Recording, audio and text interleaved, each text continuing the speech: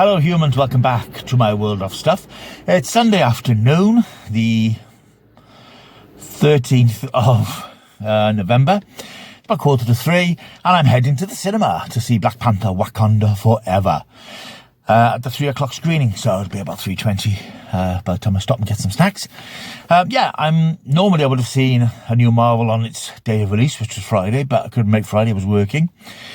So I'm heading off now. I'm looking forward to it. I'm slightly apprehensive, mainly because of the running length. It's like 2 3/4 hours. And I've got no problem with that. But, the Batman was 3 hours and I really thoroughly enjoyed that in the cinema. So I'm hoping that this will maintain my interest throughout the lengthy running time. I mean, it's amazing, really. I'm a big Marvel fan, but not exactly jaded by Marvel, just a bit flooded by Marvel content over the last year or so with films, and more particularly some TV shows which haven't been great, in my opinion. So I think the anticipation level is a little bit lower than it might be for a normal Marvel film. Plus, I wasn't a massive fan of the original Black Panther. It was a good film, but obviously this has got to counteract the huge loss of Chadwick Boseman, who's such a charismatic star as T'Challa the Black Panther. But we shall see. Anyway, I'm off to see it. I shall report back after these titles.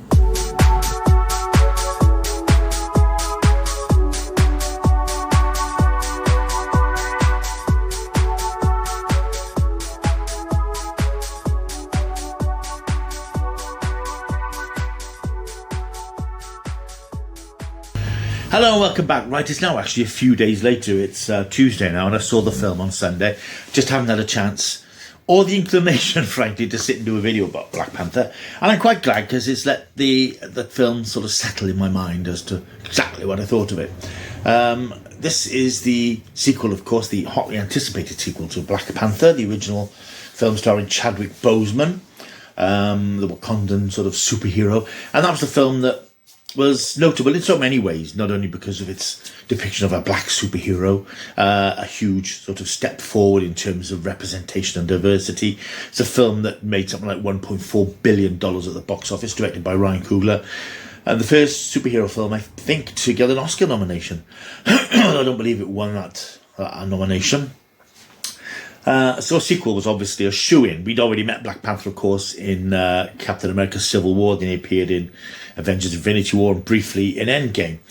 But of course, tragically, Chadwick Boseman passed away a few years ago from cancer, which was a shock to everybody. He was a very private person. He kept it very much to himself. He kept his struggles and his battle to himself, but he carried on working. And when he passed away, it was a shock to the system, because he was very young and he had incredible future ahead of him, not just in the MCU, but generally as an actor, because he was very well regarded in the other roles he played outside the MCU. But his passing obviously left a massive hole in the MCU and in the Black Panther franchise, and everybody wondered, how could you do a sequel to Black Panther without Black Panther? And there are various opinions and differences about what they should and shouldn't have done. Should they have recast him? Ryan Coogler and the MCU were quite intent in not recasting that character, not creating a new Black Panther, but telling the story of Wakanda in the aftermath. And I think that's what they've done with this film. Now, I will say, and I enjoyed the film, that's my first thing I want to get out of the way, I did enjoy the film enormously, but Chadwick Boseman casts a shadow across the whole thing. He's there in spirit, even though obviously he's not there in body, in person, but his character and his legacy suffuses everything that we see in the film afterwards, because it's very much about Wakanda finding its place in the aftermath of his passing, and in the aftermath of the rest of the world being aware of its existence and its secret, which of course is this supply of vibranium, this very precious metal that's only found in Wakanda because a meteorite crashed there millions of years ago. And everybody wants vibranium because of the potential that it offers countries across the world in the power games and power battles. That's really the backdrop of the film. It starts, I wasn't sure about the beginning, because you have T'Challa's death off screen, obviously, with Shuri, his sister, played brilliantly as ever by Letitia Wright, trying desperately to find a cure for a disease that's killing him, and he dies off screen. And I do sort of wonder if we needed that particular scene. I think we could have started with his funeral. I think depicting his death, as it were, is a little bit crass. I don't think it was necessary. There's no reference to what it was that killed him, except he has some sort of disease. And I just think it could have done without those particular moments. I think you could have just started with Wakanda in mourning, and then a reference to the fact that he has passed of some disease or condition or other, or maybe in a battle, something a bit more noble.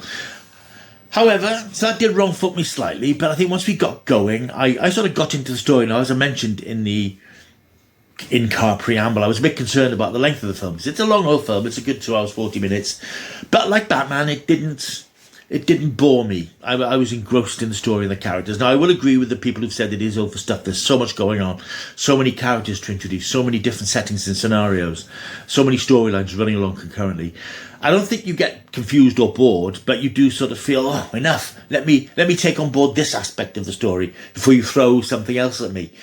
So the main thrust of the story then is Wakanda is under attack by sources that want to get their hands on the vibranium.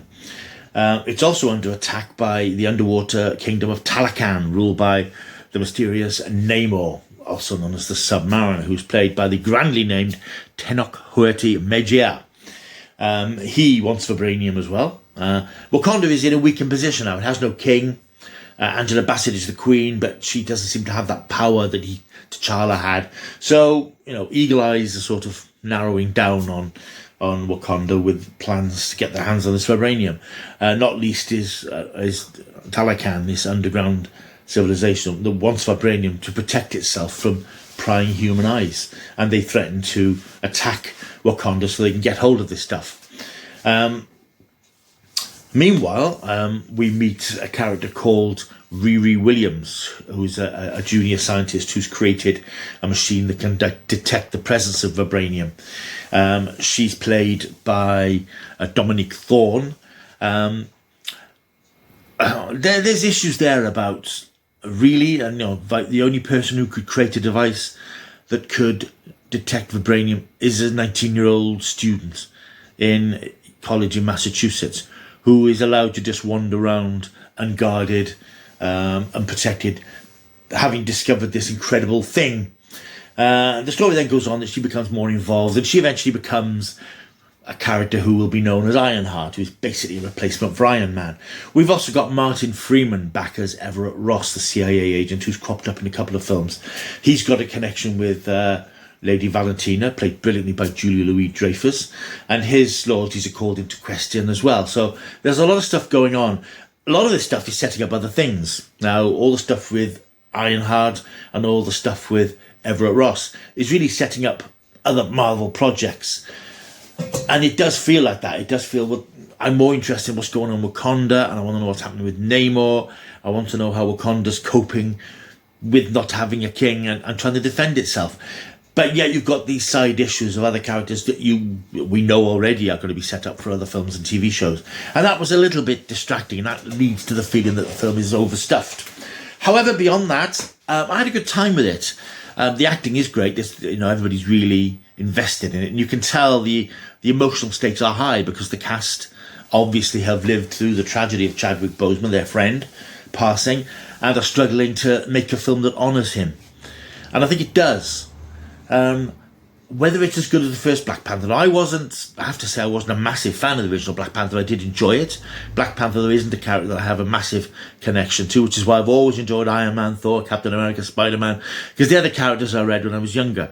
And I knew of Black Panther, and I read his comics now and again, but they never connected to me in the way that the main characters do, the Fantastic Four, X-Men, and so on. So I wasn't sure if I would really connect with the sequel, but I think it did. Now, I don't see this getting nominated for an Oscar because there are lots of bits of it which are very much standard Marvel. The action scenes are fine. There's a really good scene where the Wakandans practically drown the Talakan people almost drown Wakanda. There's a very nice fight scene on a bridge with the Dora Milaje, Wakanda's elite troops, fighting against a group of Talakan warriors. There's the typical sort of explosive finale sequence, and I think some of that makes it almost too comic strip. It doesn't. it doesn't quite have the majesty and that stateliness that I think the first one has. That was a superhero film, but it was also, I suppose, making a statement about this black character and this black culture, which we hadn't seen before in films, because films hadn't pursued that sort of avenue of storytelling.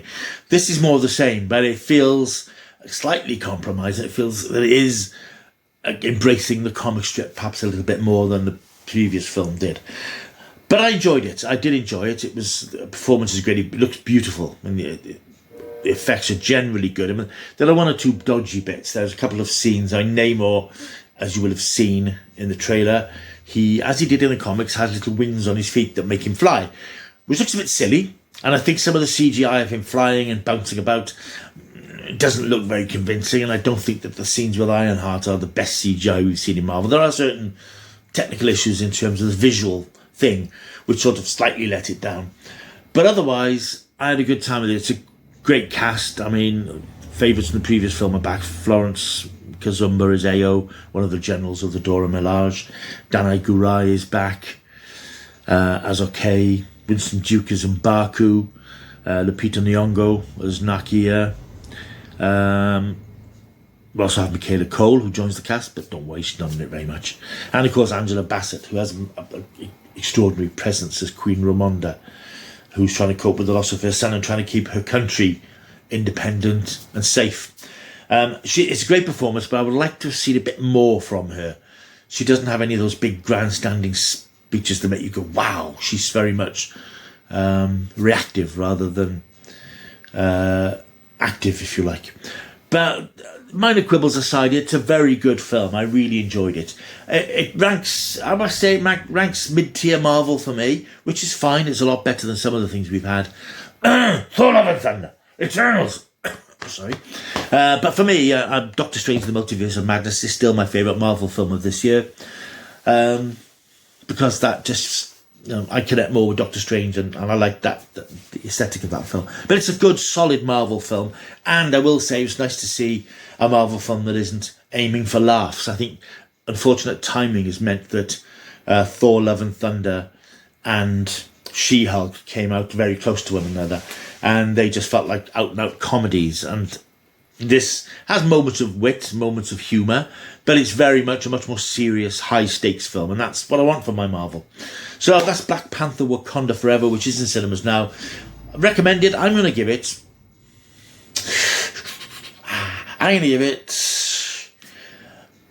an 8 out of 10. 8 out of 10. I did think 7 out of 10, but I think on reflection over the last couple of days, I appreciated the art of it and the filmmaking of it and the status of it, and I think it is a very good film.